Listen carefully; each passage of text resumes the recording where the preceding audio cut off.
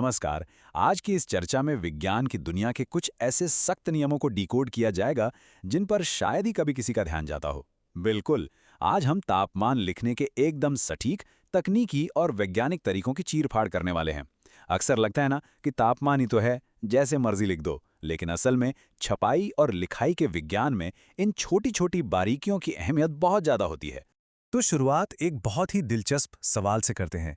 Screen पर 100 degree Celsius को लिखने के 3 अलग-अलग तरीके दिए गए हैं। क्या देखते ही इनमें से एकदम सही तरीके की पहचान की जा सकती है? पहली नज़र में सच कहें तो ये सब बिल्कुल एक जैसे लग सकते हैं ना?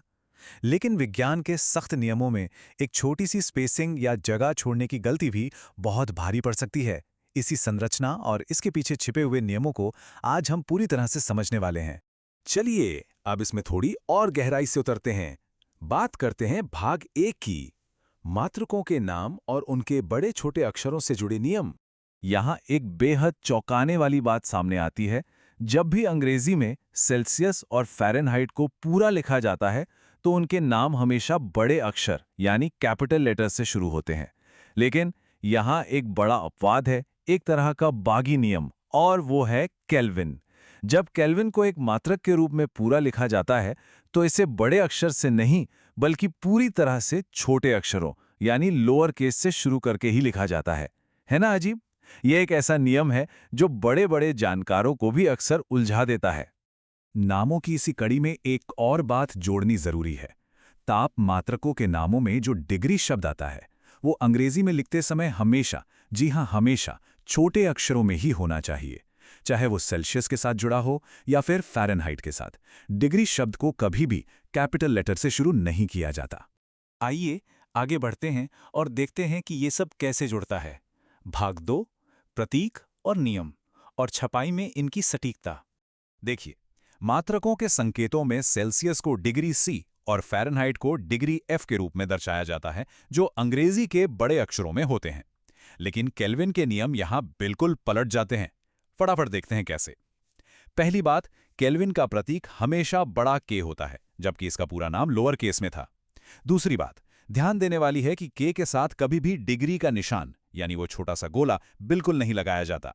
और तीसरी सबसे अहम बात, किसी भी प्रतीक के बाद कभी कोई फुल स्टॉप या बिंदु नहीं लगाया जाता जब तक कि वो प्रतीक वाक्य के बिल्कुल अंत में ना आ रहा हो।